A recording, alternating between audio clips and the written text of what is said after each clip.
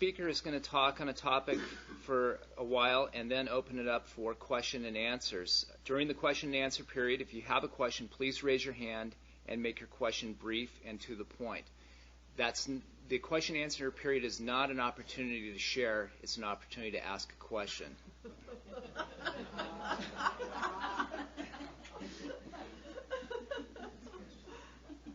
So with that, please join me in welcoming our speaker today, Polly.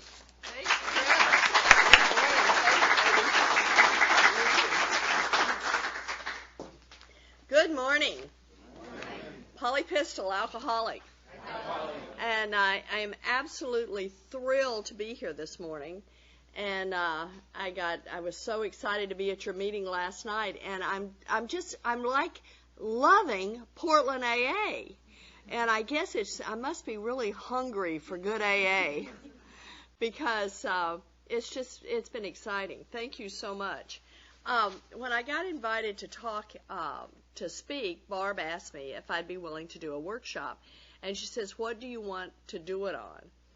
And I said, well, I've done an emotional sobriety here with the women, but I haven't much done that. And emotional sobriety around Portland other than that. So I thought, well, I'll do that. And this is a workshop I've been doing since 1989. And I started doing it. The first time I did it, I'm going to just give a little background on it because one of the things that happens is a lot of times when people get invited to do things and you say, well, I can't do that. I mean, I've never done that. Say, to do a workshop. And I just kind of want to tell you what happened to me the first time I was asked to do a workshop. I was going to be speaking in Eugene, Oregon. And I always remember exactly when that was because, no, it was 1990. Because I got this book was given to me as a gift in 1989. And this book is The Language of the Heart. And I'm going to be doing this workshop today from The Language of the Heart. And I don't know if this is a piece of AA literature that you're familiar with, but I believe it's Bill's finest writings. And he writes, if Bill Wilson could be humble, he was humble in this book. And it's because he starts to say as he got on in his sobriety, because he wrote the last part, which we're going to do, the third part is where I'm going to be taking this from. In the third part, he was coming up on his 24th AA birthday. So he was not a newcomer. And he's beginning to see, and I understand that, how little he knows about recovery. And that's what he's writing about, is how little he knows, even though he wrote the book, how little he knows about his own recovery. And I got invited to do this in Eugene, Oregon. And Julia was going to be with me that weekend. We were going to go down there together, and I thought it was a women's deal, and I was just going to share my story. And so, lo and behold, they call up about, 2 months before the little retreat. I didn't know it was a retreat. I just thought I was going to a women's conference to share my experience, strength, and hope. And she says, what are you doing the retreat on? And I'm like, excuse me?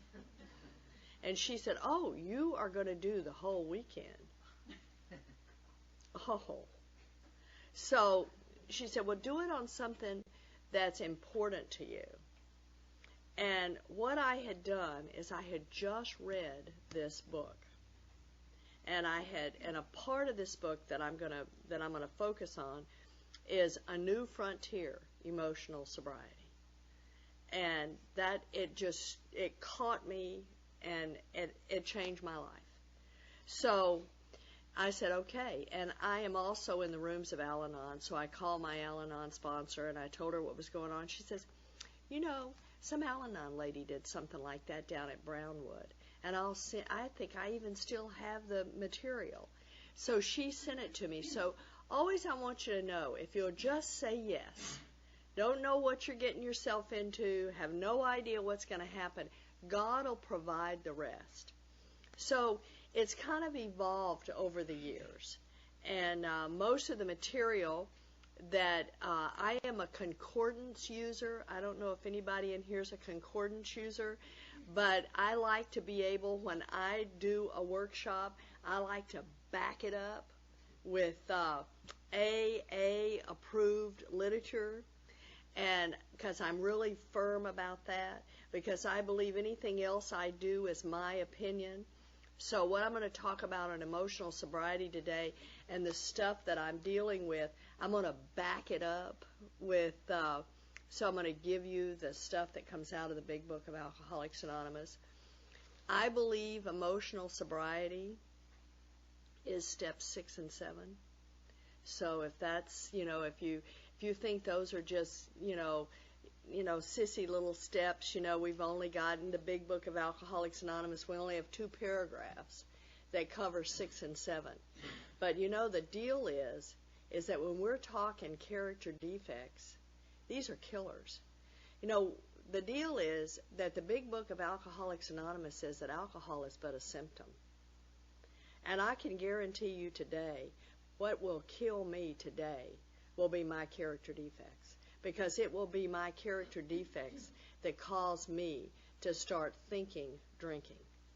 And if I don't take care of my character defects, I will drink again. And that's the thing that I need to do. And I believe that God gives us a lot of help. I believe that some of our character defects, as Bill did when he wrote the 7-step prayer, that some of them we just get to hunker down and keep because God for some reason needs them. Because he only says that he will remove those that stand in the way of his usefulness, of our usefulness to him. But my character defects are the things that are going to kill me. When I read this, and I should have gotten my little deal out and at least looked it up first. This is on page 236 in the Language of the Heart. And it's called The Next Frontier, Emotional Sobriety.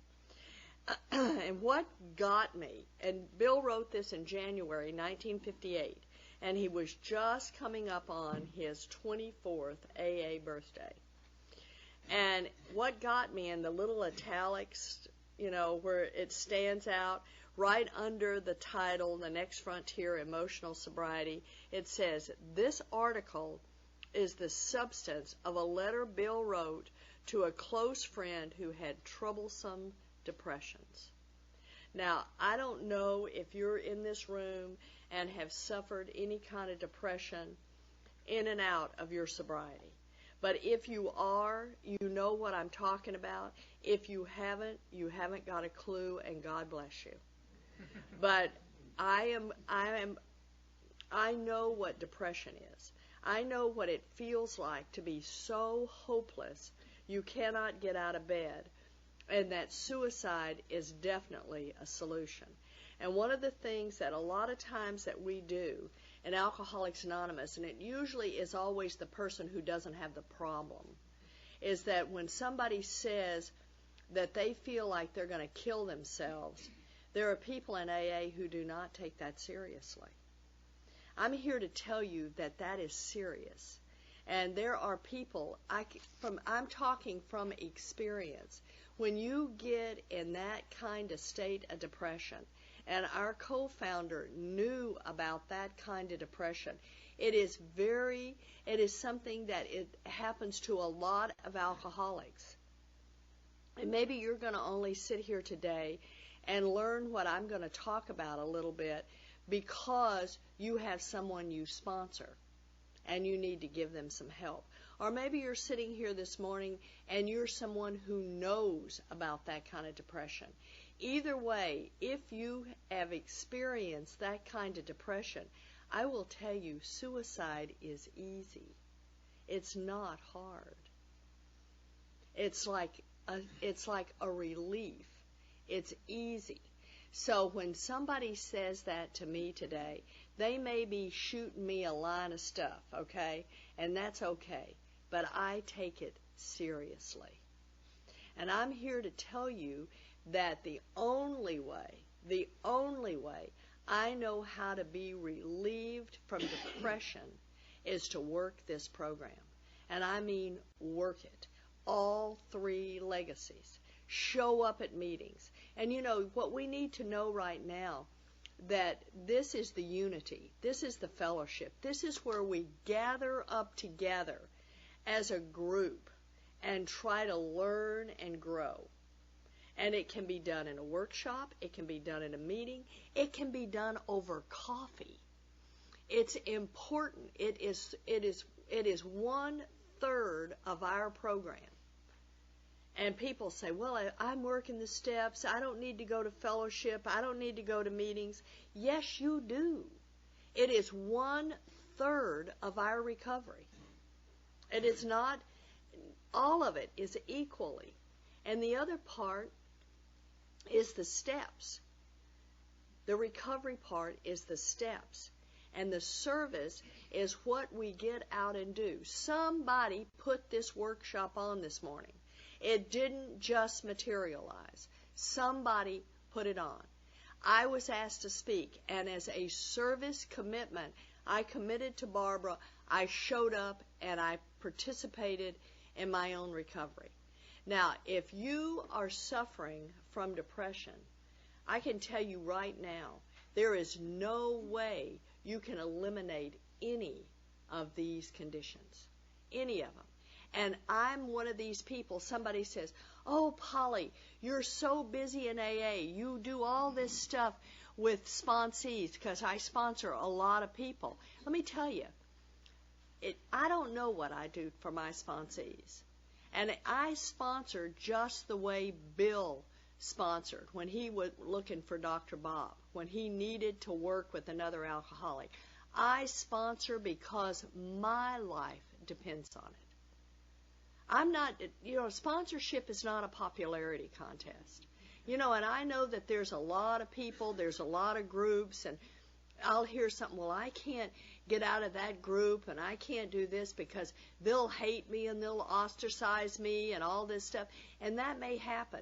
But you know what? All I want to say is, just remember, we're sitting in Alcoholics Anonymous. We are not the sharpest knives in the drawer, okay? We are sick people. And there may be people around who take that as a popularity contest. And that's okay. Our biggest problem is our ego. And believe me, just because we're sober in the rooms of Alcoholics Anonymous does not mean we get well. We don't. If I were well, I wouldn't need to keep showing up. I would be done. But I'm not. I need to continue to treat my disease of alcoholism. So it's not a popularity contest for me. I need every single person I sponsor because I am a person who has had severe depression. I have been diagnosed every kind of psychological or psychiatric disease, manic depression, clinical depression. I've been diagnosed at all. And I can tell you what works for me. What works for me is the program of Alcoholics Anonymous. And where I do my biggest service for me is I sponsor. That is my biggest service. It's not speaking, even though I'm asked to do that. Unfortunately, I do not sponsor well at the area level. I can't do that. I'm so glad that my husband's a GSR. I'm so glad my son's a GSR. Any of you who are GSRs and can go to those meetings and not lose your mind, my hat is off to you. My hat is off to you. I'm not that person. But I think we all have our niche in Alcoholics Anonymous. And where I do my greatest service is I sponsor. And what I say is I serve at the group level. And I always have a job in my home group. And I believe that every single alcoholic needs a home group.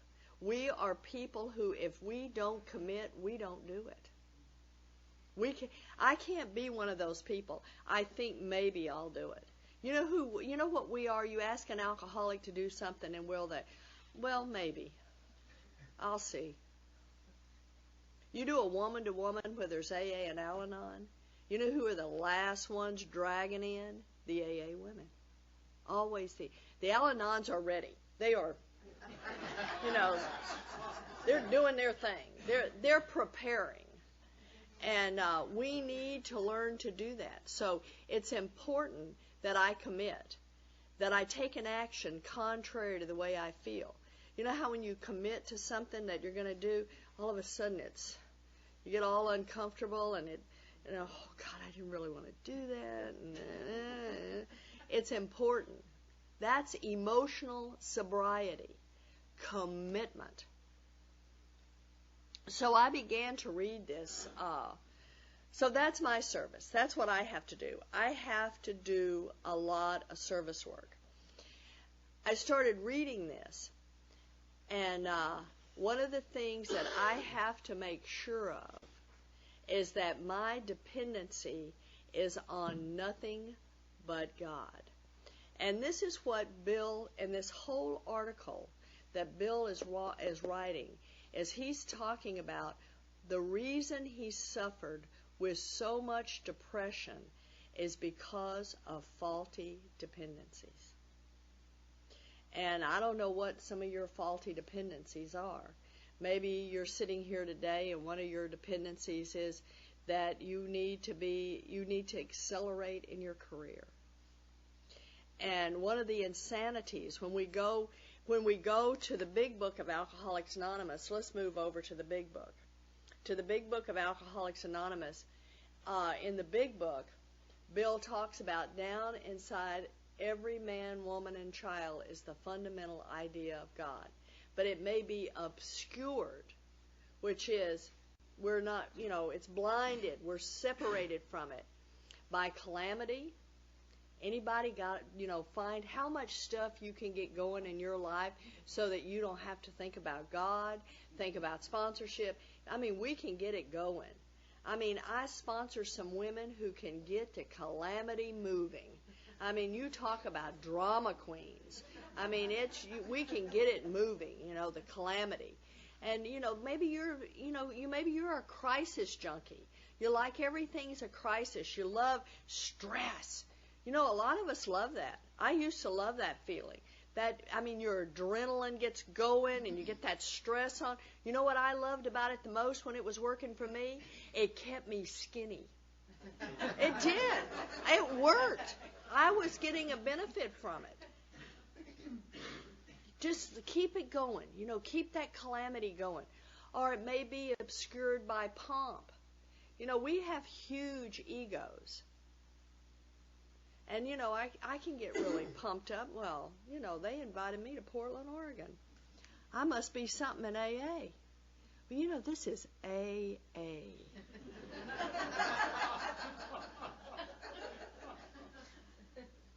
And, and the deal is, I don't know what you do popular about AA. I mean, this is a group of losers who are finding a way to survive the insanity of alcoholism. Let's get honest about who and what we are. We are the people who had no place else to go. But boy, I'll tell you, get a bunch of alcoholics and before you know it, I'm just a little more sober than you, Barbara. I mean, my sponsorship lineage is better than yours. Insanity. The pomp. Or maybe obscured by other things. Work. That's a good one. That'll do a lot of it. That's what we get in here and all of a sudden, we've been laying in the gutter, but all of a sudden we got to get rich. And, we don't have time to do all the other things. The worship of other things. It can be a lot of things that we worship. Other than we may worship some of the things that I sponsor a lot of women in. They worship their bodies and they spend a ton of time.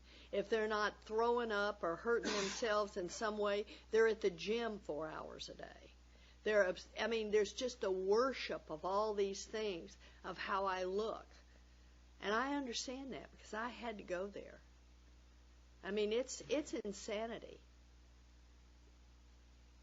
But these are the things that will keep us from God. And what Bill says is that I can't have faulty dependencies on anything. And I just wanted, okay, where did I want to read that?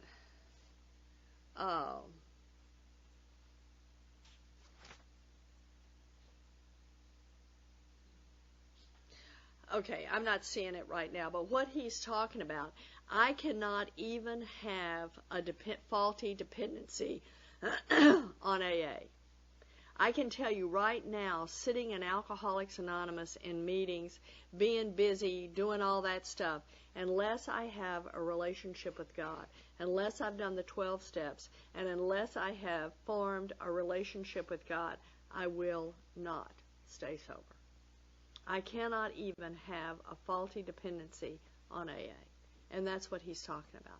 I can't have a faulty dependency on anything. My dependencies must lie on God. And the only way that that's going to happen is for me to remove out of my life the character defects which keep me from God. And they can be a numerous and a sundry things. And what I'm going to do is I'm going to talk about some of those. I wanted to read that to you because I just think it's so great the way that he had. Find that for me, Dave. Just read it over because I normally have this printed out and I don't have it printed out today. So, okay, let's look at some character defects. What I'd like for you to do is look at your character defects like a drink, because they are the things that keep us emotionally drunk. You know, in the 12 and 12, it talks about some days you wake up and you're so emotionally hungover, you feel like you've been drinking all night. So those are some of the things that we can do. We can be so emotionally hungover by the character defects that stand in the way, that obscure us from God. So, let's talk about the first one. I think that anger, and I think I'm going to do resentment as well. Yeah, I'm going to do anger, and then I'm going to do resentment. But these two things, anger is, we're going to talk about anger first. But what is resentment? Resentment is to feel anger over and over and over. Some of us are rageful. We're just born that way. I was born angry. I think I came out of the chute wanting to kill somebody. And what happened with me is I turned all my rage, a lot of it inward. The only people that I showed my rage to was my parents, my husband, and my 2 children. Because you see, there's another addiction I have, and that's addiction to approval. Because always I wanted you to think I was better than I am. And I would show a side to you and another side to my parents. My sons told me many times the thing that made them the most angry was how dishonest and what a big phony I was. And that was, I would be having one of my raging fits, screaming at somebody because they didn't do it my way, because it had to be my way. The big book of Alcoholics Anonymous says selfishness and self-centeredness is the root of our problem. It had to be my way. I'm having this raging fit. The phone rings and I go, hi. After I have just abused everybody in my family. Did you find it? Okay. Thank you. All right. Because I had over the years undergone a little spiritual development, the absolute quality of these frightful dependencies had never been so starkly revealed, reinforced by what grace I could secure in prayer. I found I had to exert every ounce of will and action to cut off the faulty emotional dependencies upon people, upon AA indeed, upon any set of circumstances whatsoever. So I can't have a faulty dependency on anything. And probably one of the biggest faulty dependencies women have is on men. And I've been living with, a man for 25 years that's been willing to share some of his innermost secrets with me over the years. And what I found out is he wants to depend on me just as much as I want to depend on him. So my God, we didn't have anything going there, Talk about a faulty dependency.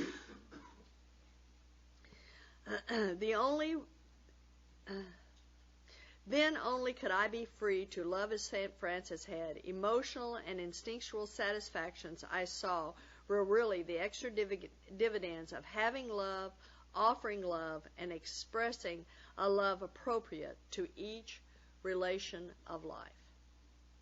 So, my kids can't be an extension of me. I can't depend, Dave's job and how he performs in Alcoholics Anonymous I can't be dependent on that.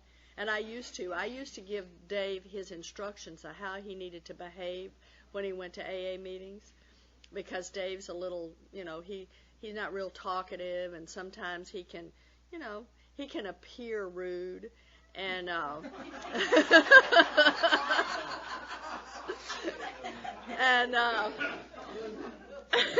so I knew that I had grown when I went to a meeting one night, and one of the women came up to me that I sponsor. They said, "Is Dave mad at me?"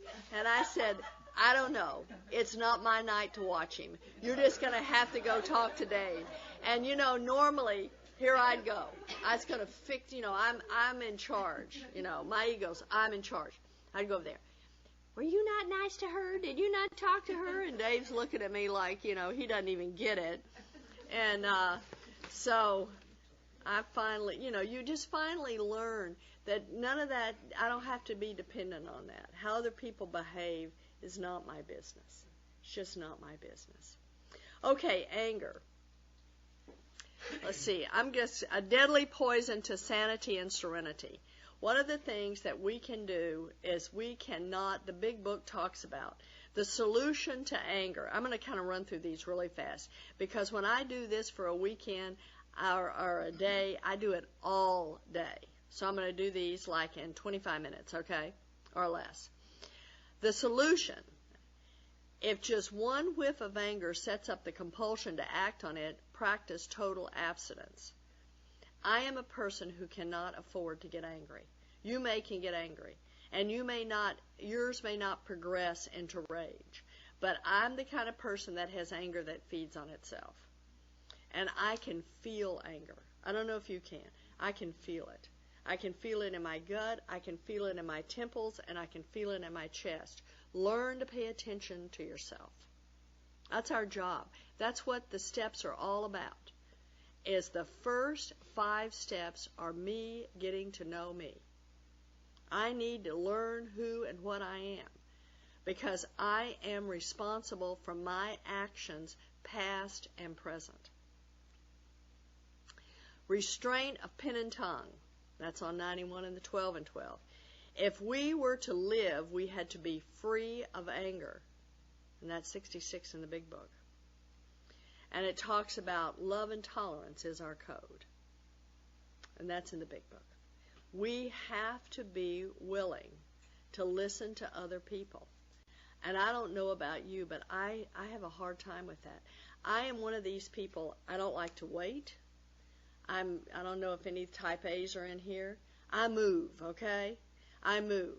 My husband and I have, it's just kind of like a battle, because I nickname him. I've nicknamed him. It's not even really nice, but I nicknamed him the King of Dawdle, because it just seems like I can't get him out the door. I'm just trying to get him out the door.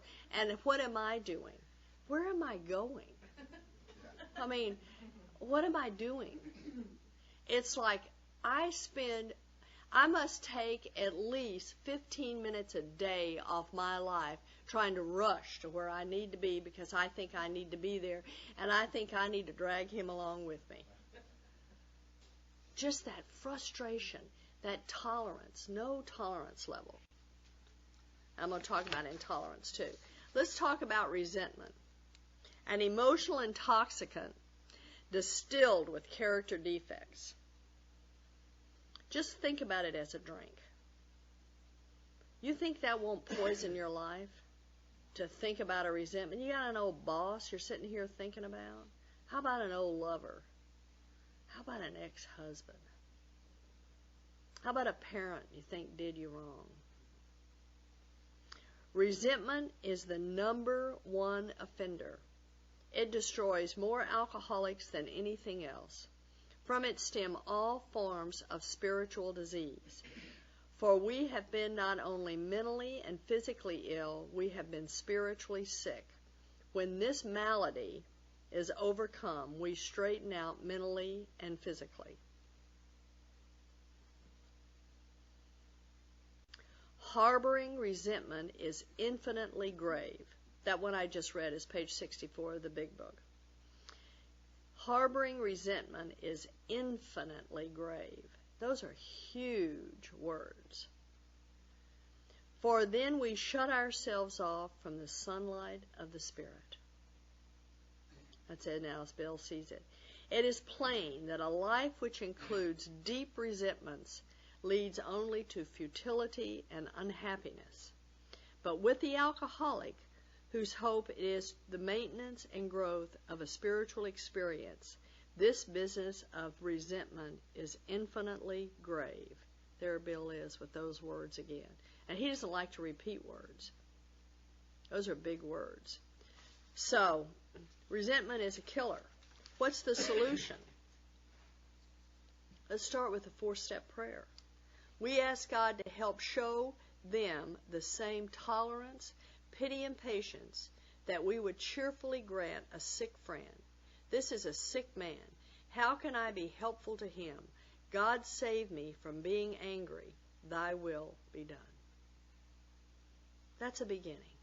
And one of the things that, if you're sitting here this morning and you've got huge resentments against your parents, maybe brothers and sisters, what I ask you to do is just look, especially if it's a parent, is to look at their story. Because my challenge to you will be, if you look at your parents' story, it will be so much worse than yours, that you will begin to have that magic quality that comes with doing the steps and finding out about ourselves and our parents, called compassion. And compassion is the highest form of spirituality, is to have that compassion for another person. And I just also encourage you in your morning meditation that you would sit and look at your parent as a child. Just see them as a child. Because probably what has happened is that they have passed on to you what was done to them. Because there's something that we say in Al-Anon which is so true, and that is, hurt people hurt people. It is an ingrained quality. And most of the time, until we get into programs like this, until we are willing to inventory ourselves, do we ever take a look at it and find a solution. So I just encourage you to do that. Intolerance. I'd like to say intolerance is probably one of the things that kills more AA groups than any single thing. And one of the things is we have a lot of people that come into Alcoholics Anonymous who maybe are not as nice as all of us. Maybe they have some mental illness. And you know, there's a lot of people in Alcoholics Anonymous who have mental illness. And I'm going to share a little story that's personal. And one of them, we have a little piece of rent property, and it's next door to our house. And this couple was in there, and we just loved them, and everything about them was great. We let them have free reign at the house we lived in, use our washer and dryer. I mean, it was wonderful. And she became mentally ill. And in 2 months, that unraveled so bad that she ended up practically destroying the trailer and fits of rage, So one of the things, and you know, a lot of people are saying, oh, aren't you mad about that? You know what I'm grateful for? If it were not for this program, that's me. And I'm watching her little 3-year-old boy as she has all these fits of rage and carrying on. And you know what? That was me. That was me doing those very things to my sons. Having fits of rage, screaming, calling them names, kicking doors in. You know, I'm sure that's none of you guys. But I want you to know that that's me. That is me without you. A spirit of intolerance might repel alcoholics whose lives could have been saved had it not been for such stupidity. Bill used that word, stupidity. That's on page 103 in the Big Book of Alcoholics Anonymous. I challenge you, if you come from the sponsorship that only reads to page 86, I challenge you to read further. There really is a lot of stuff in the Big Book of Alcoholics Anonymous. One of the things that the solution, what is the solution? We've got signs. Maybe there's signs, but there's usually signs. Live and let live.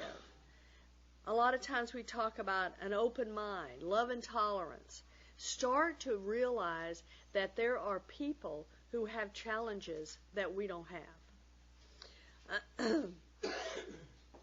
We must be careful. The other thing is that one of the most intolerant things that we can do is that how I treat myself a lot of times is how I'm going to treat you. And if I have all these high expectations on myself that I can't even begin to live up to, I'm going to put those on you. And the Big Book of Alcoholics Anonymous says we must be careful not to drift into remorse and morbid reflection, for that would diminish our usefulness to others. You ever been around somebody who talks about, I'm stupid, I can't do this, I'm no good? Oh, my oldest son does that. Sometimes I would just, like to just, scream, shut up. I don't want to hear this. But a lot of times that's what we do. So we can't drift into that. Try to have a positive attitude. Self-pity. Anybody have problems with self-pity? Self-pity is one of the most unhappy and consuming defects. That's what Bill called it. Defects, we know. It is the bar to all spiritual progress and can cut off effective communication with our fellows because of its inordinate demands for attention and sympathy.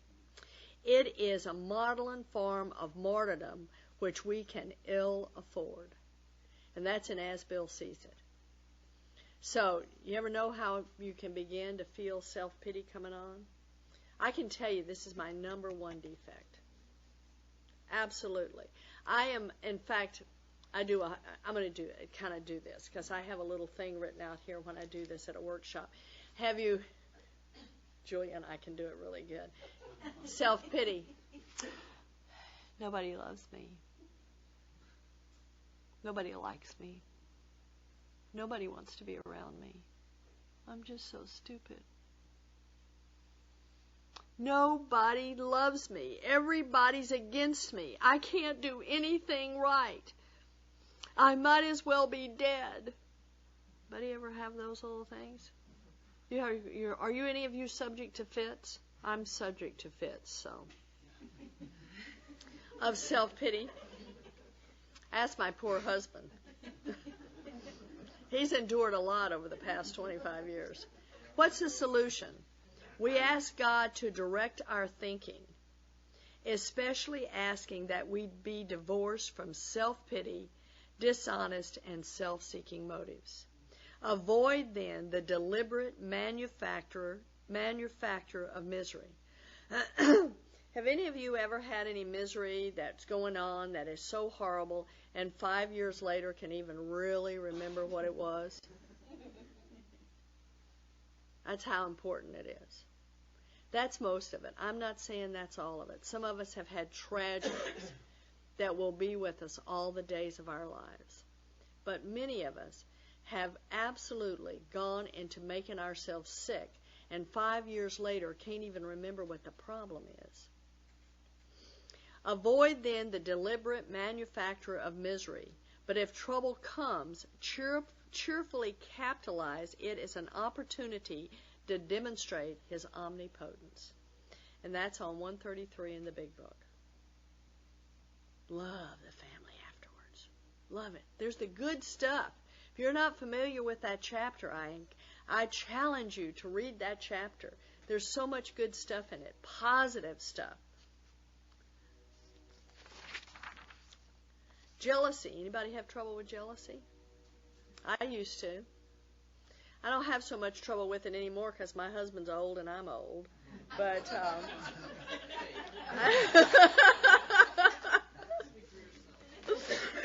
my husband, and he does to this day, loves young women.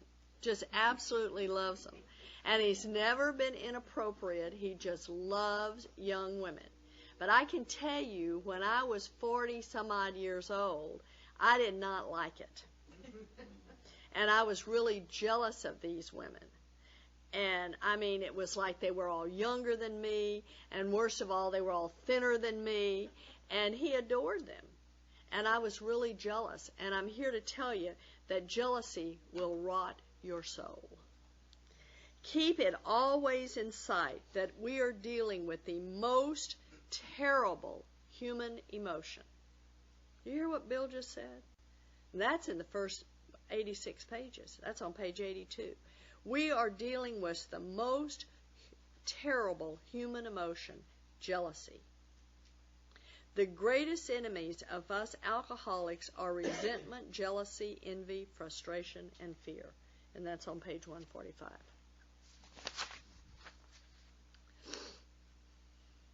What can I do about jealousy? Well, one of the things that I need to do is I need to inventory it. Steps 4 and 5. I need to find out about my jealousy. And what I do, one of the things, my son was barely sober. I can't remember. You know, you can learn things from the mouths of babes. And I was having this terrible jealous moment from a woman that I sponsor. And James looked at me and he said, "Mom, it's your perception." One of the things we have to see is look at our perception. Because, see, we don't perceive things the way they really are. And James says, "Mom, it's your perception."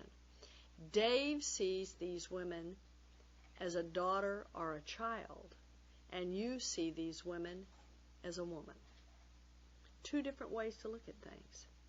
It's amazing. If you just are willing to inventory, you can begin to get free of the things that keep us in bondage.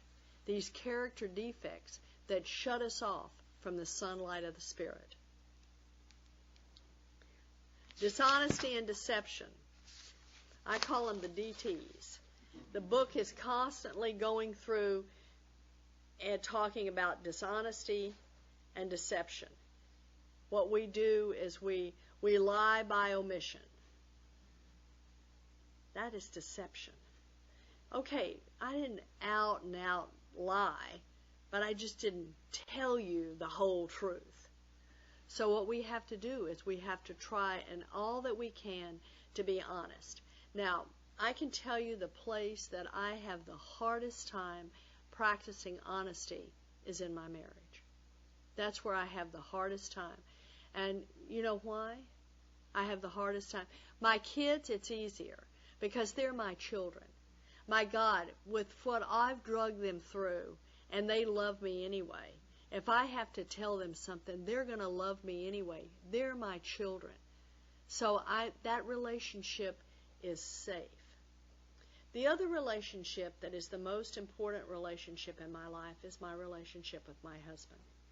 And sometimes it's really hard for me to be honest in this relationship. And it takes an enormous amount of prayer for me to ask God to just get in the big book where it says, just ask God to direct my thinking and my actions so that I can be honest with my husband.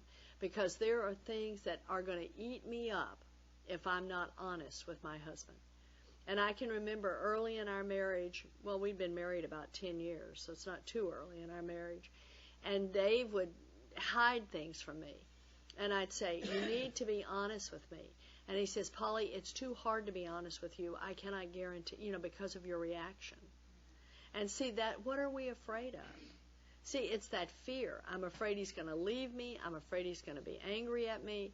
And what I realized is that he cannot, at that point, I knew I could not guarantee my reaction when Dave was honest with me. What that helped me do is be compassionate that if I'm honest with him, he cannot guarantee his reaction. But it's important, if I'm going to have a relationship that is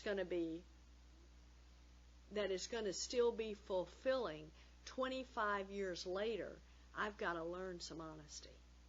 And I've got to learn it in this relationship.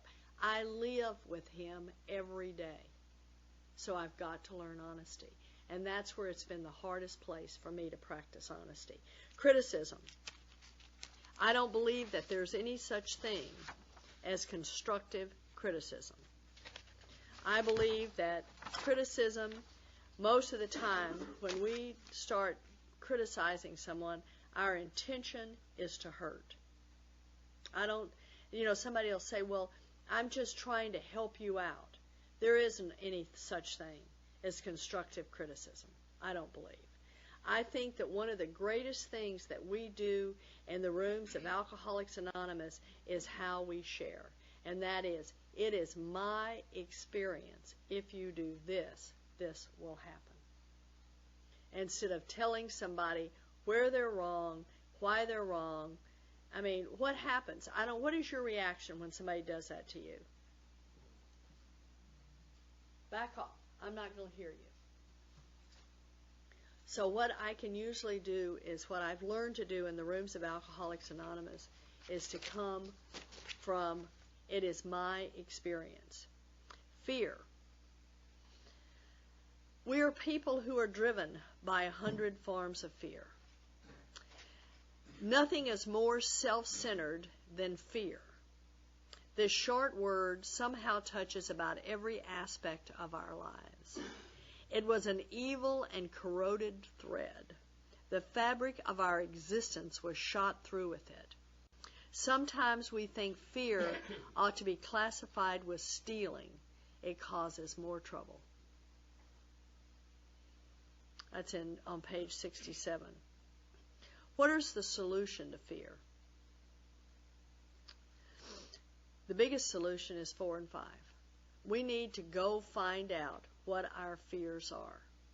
And one of the things that's my experience and I want to share with you is that all 3 inventories are terribly important. And I know we talk about the resentment inventory the most, and that's the one that's lined out in the big book of Alcoholics Anonymous.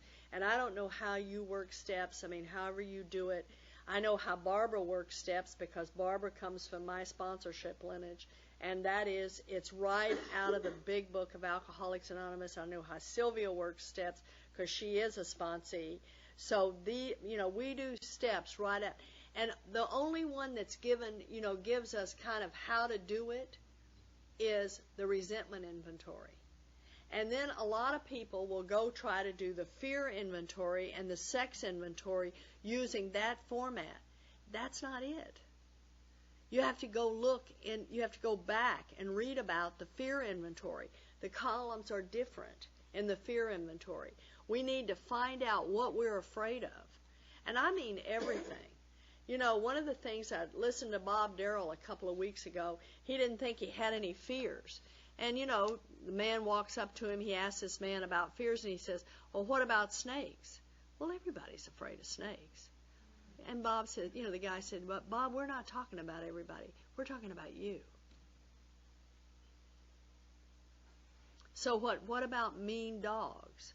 Well, everybody's afraid of a mean dog. But Bob, we're not talking about everybody. We're talking about you.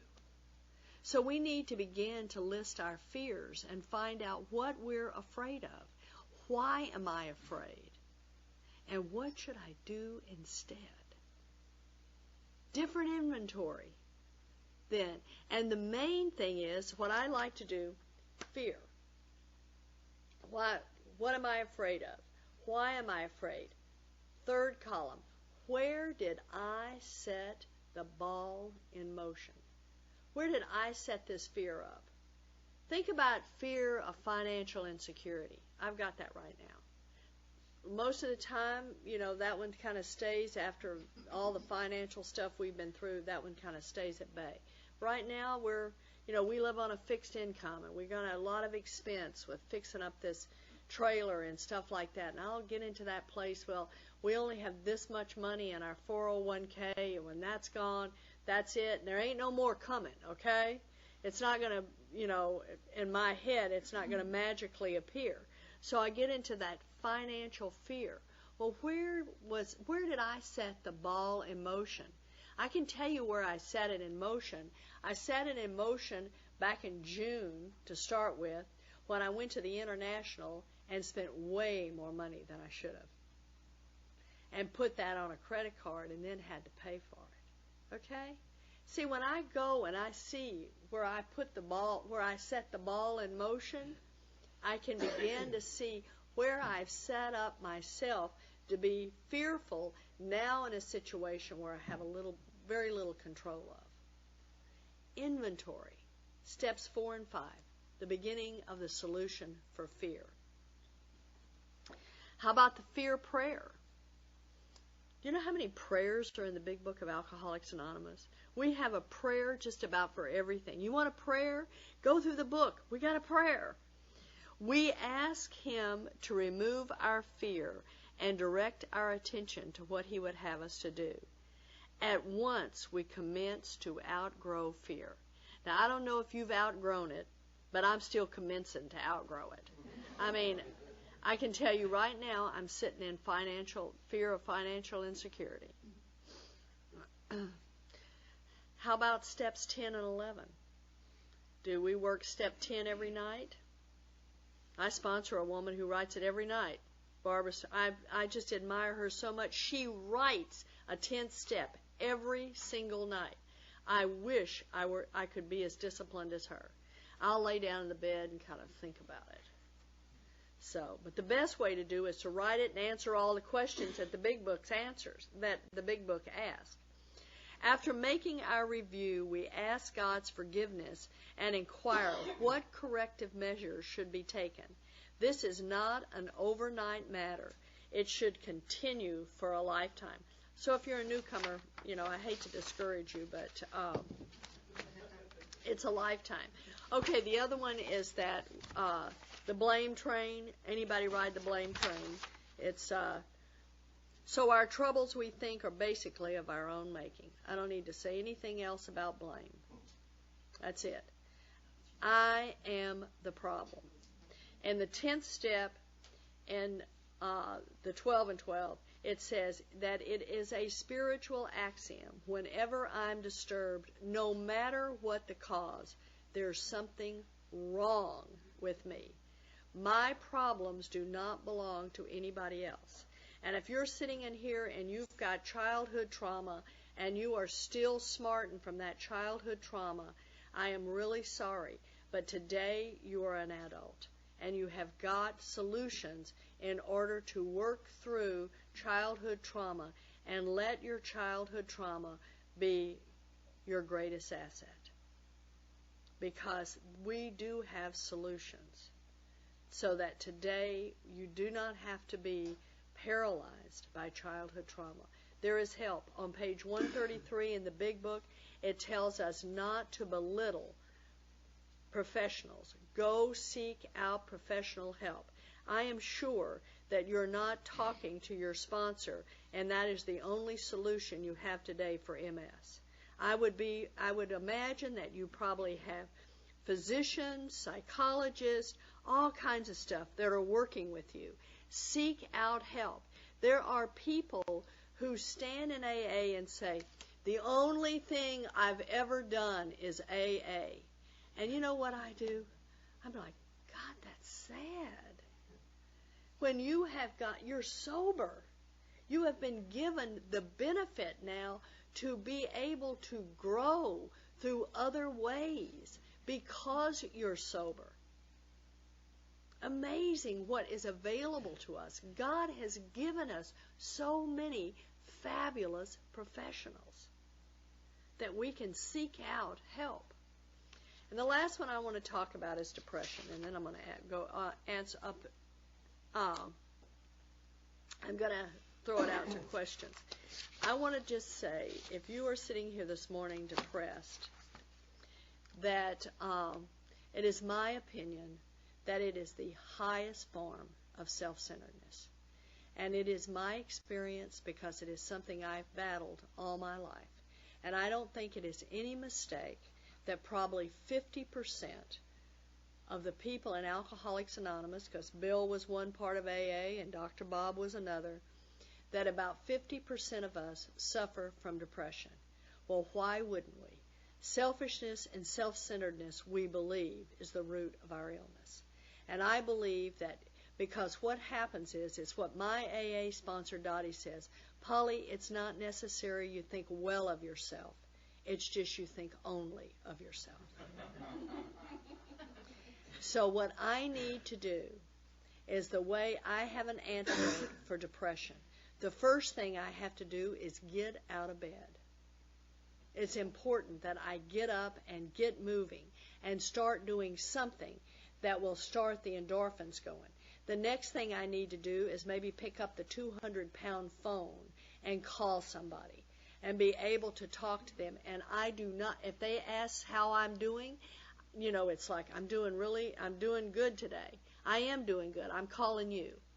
And that's what I'm doing. And get the subject moved back to them. I do not need to talk about me when I am depressed. The next thing I need to do is I need to start doing something of service. When I have, one of the things that a lot of times, especially Sylvia is just such a sweetheart, and she's one of those, well, I don't want to bother you. You're really busy. Bother me. Without you, I'm going to die here. You see, I need the people I sponsor because I am a person that is in the rooms of Alcoholics Anonymous that cannot spend 1 minute in my own head thinking about me. I can't do it. You can do it. I can't do it because I never think well of myself. I think only of myself, but it's never well. So what I have to do in order to get the endorphins going is I have to do an esteemable act. And if I will sit and listen to the women I sponsor and turn my attention to them, I start to get better. Now, I've learned that. I can drive people who love me crazy because I'm with the cell phone all the time. And I know Dave one day, a few months ago, and this is our life, he came to me and he said, you're going to have to watch your cell minutes. I said, no, I'm not. You're going to have to get a new plan. Because you see, this is my lifeline.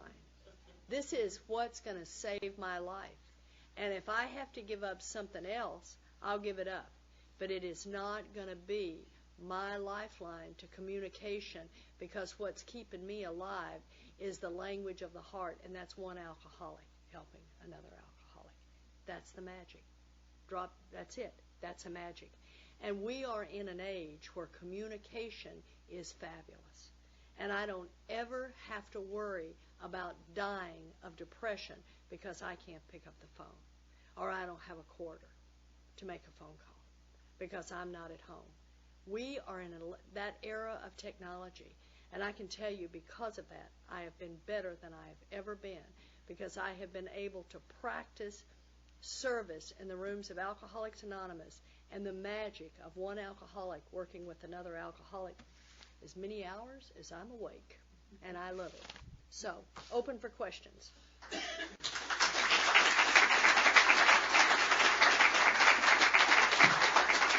sir. Hi, my name's Tom. Hi, Tom. And talk about emotional sobriety. I'd like you to speak about forgiveness. Okay. Boy, that's great. Forgiveness. I think that forgiveness is one of the highest forms of spirituality. Because if I don't learn to forgive, and one of the things that also happens, Tom, is I see people come into AA without doing the work and say they have forgiven, but they haven't.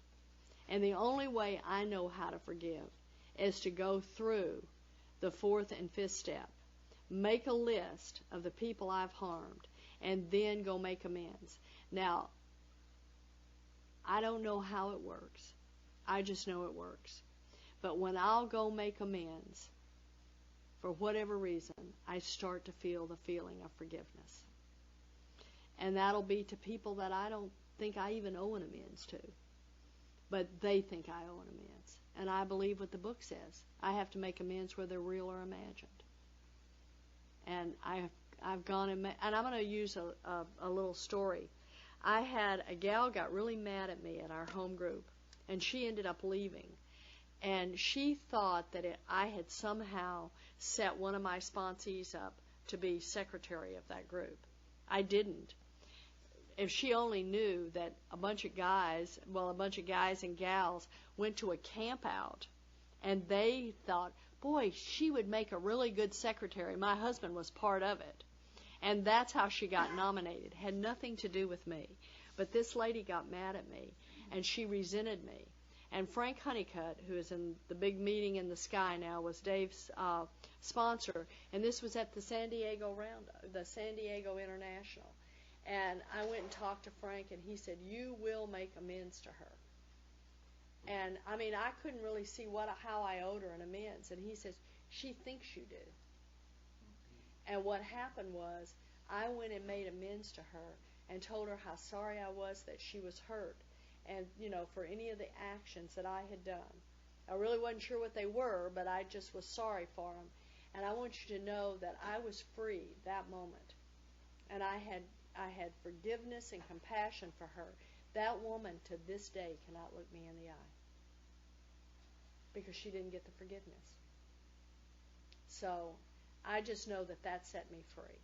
So step 9 is the thing that I believe is the thing that helps me find that wonderful, wonderful freedom of forgiveness. Even when I think they owe me more than I owe them. Did I answer it? Okay. Yes. When you talk about not being able to think even for a moment about your own self. I'm Lisa. I'm an alcoholic. Hi, Lisa. I have 7 months sobriety. Oh, yeah. And then right before that, we were talking about availing ourselves of professional. Mm-hmm. In my mind, I have a hard time reconciling how one avails oneself of the bounty of professional help, if that's what you're referring to, or experts or whatever, without talking about oneself. And then the other side of the question is, or focusing on one's own problems. The other side of the coin is, just in my mind, I can't reconcile the only cure for stage depression being to help another person with what you said about availing ourselves of professional. Mm-hmm. Okay, one of the things that it does, and one of the things is also, how far in the steps are you? 8.5. Okay. So you haven't started your amends yet. Okay. One of the things, and that's all right, because that's exactly where you need to be, and that's true. And one of the things that I think that we also have to do when we're seeking out professional help is that we also have to be, discerning of who we choose, because one of the things that will happen is that psychology, one of the things that I don't think they mean to, but it seems like they do, kind of keep us in a victim role, that people did it to us. But I believe that if people are trying to help us, that they will show us how these people are not to blame. We can't blame these people. These people are sick people. So in that sense, it's going to be like you talking about your inventory. What I'm saying is when you go and talk with somebody, hopefully if you are doing that, hopefully you're with somebody who will give you back a solution and not keep perpetuating the problem. Because that's what people like you and I can't handle. That will keep us sick forever. And one of the things my husband and I did some stuff years ago. Everybody remember when the inner child thing was going on? Go find your inner child. Somewhere in here there's a little kid. God, is there ever a little kid in there? You know, what I am desperately trying to find is an adult. Because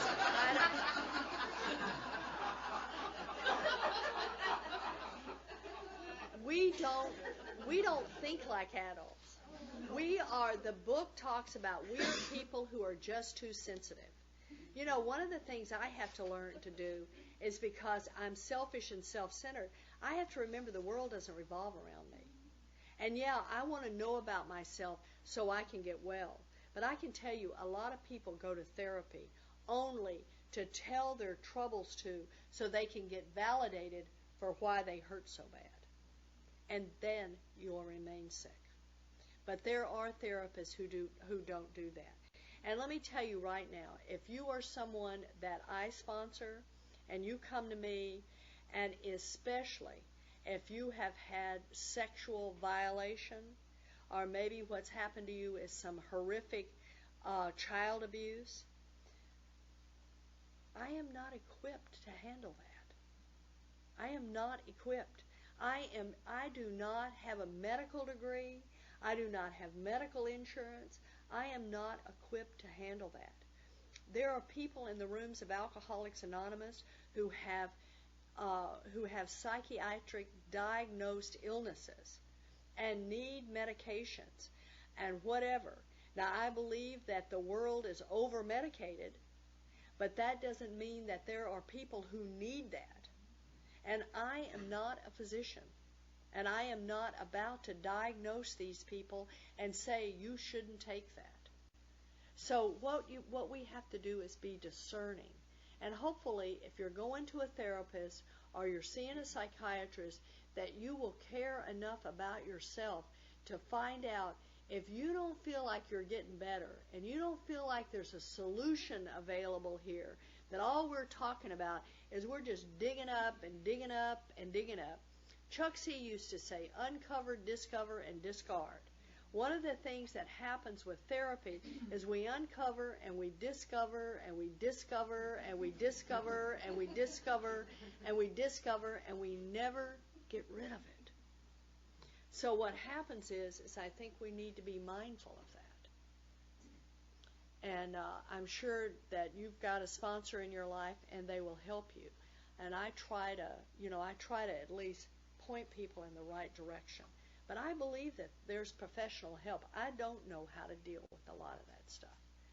I mean, it's not my experience. It hasn't happened to me.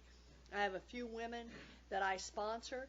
I want to talk about forgiveness, Tom, about what you're bringing up. I sponsor a woman who was sexually abused by her father until she was 16 years old. And I want you to know that through the program of Alcoholics Anonymous, she did not go to therapy. And I didn't sponsor her till after she had worked on this. But she did not go to therapy. But through strong sponsorship and a sponsor who had had the same experience, because I don't, she uncovered and discovered, and she went to her dad when it came time to make amends, and made amends for the things she had done to harm him. He never asked her forgiveness for having violated her from the age of 4 to 16. Never did. But when he died, she loved him and cared for him and cherished him. But she never lost responsibility. She has 2 children. Never did she ever leave those children at her mother and father's house without being present. So she was a responsible parent. However, she had reached a place of total forgiveness for her father. Because what she learned about her dad is that he had been an orphan, and he had lived on the streets, and he had been violated by men and women. And see, to him, he didn't understand that it was wrong. Before I tell you my story, let me tell you my parents' story. Most of the time, we will find answers that will help us to get to that place of forgiveness. Any more questions? In regards to the 10th step, you said that nightly you just do a review in your head. Do you do a written 10th step at all? Yes. And how often, and what does that consist When my of? ass is falling off. I wish I had a better answer.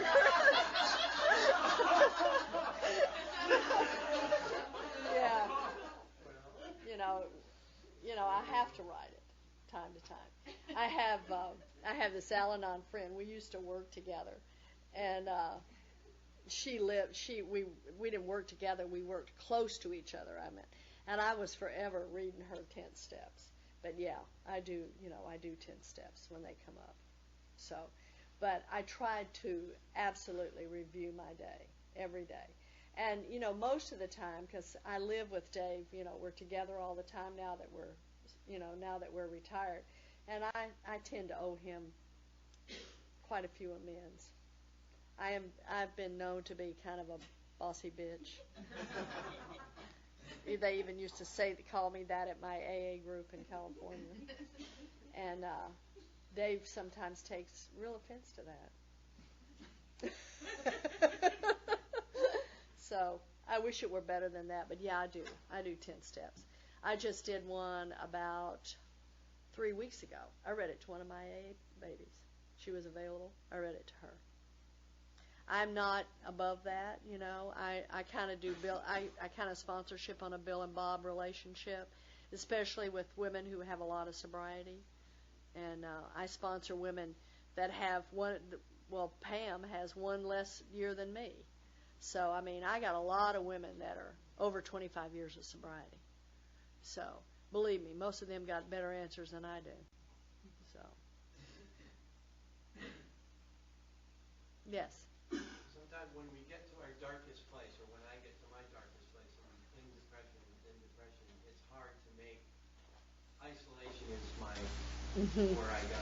I understand. How do we protect ourselves from that and make that first step, make that phone lighter? I don't know that it's going to be lighter. All I know is that the first thing I have to do is get out of bed. That's the hardest thing I have to do. And maybe go take a walk. And none of these things do I do without effort. And, and I know you know what I'm talking about when I talk about effort. Just absolutely have to make yourself do it. The way I kind of keep it away from me is I just, like I said, I'm on that cell phone all day long. And we'll be driving down the freeway, or especially I have to drive to Seattle 2.5 hours to catch an airplane. And so I do that really often. A lot of times Dave's with me, and I'll be on the phone, and after about an hour and a half, 2 hours, he'll just say, I've had it. Hang it up. Hang it up. I just can't listen to you on that phone anymore.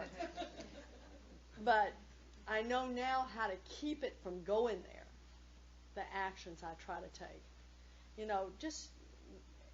It's like doing the program.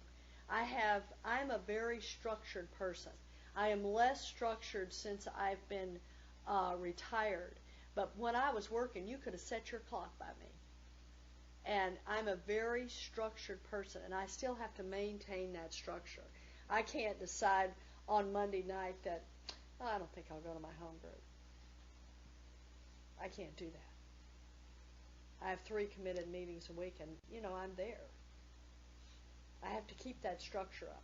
I have call-in phone calls, and I keep that structure going. And I'm usually saved by my sponsees, because they'll call, and I'll say, oh, hi, Sylvia, and she'll say, it's Thursday or Wednesday. Which day are you? Thursday. Wednesday. She'll say, Robbie's before you and then you. And she'll say, it's Wednesday. Oh, hi, it's Wednesday. I'm retired. I don't know what day it is, So thank God. And thank God I answer my phone. Answer your phone. The big other one? Return phone calls. Return. What is the rudest thing in the world? Is someone to call and you don't call back. How does that feel when it happens to you? Don't do that. I want to thank you for coming in and being with us this morning. And what I'm curious about is how long it took for you to have the restoration of the trust and love of your children in your sobriety. When approximately did that take place? I know sometimes a lot of us are looking for immediate gratification on that kind of thing. And when you keep your focus on the program and on God, how much time did it take for them to be able to exercise the forgiveness and trust and begin to love you again? My youngest son, it was quickly, okay, because he's 20. He'll be 22 years sober, and he was 18 years old. No, he was 16 years old when I got sober, and he and I had always been closer, but just for whatever reason.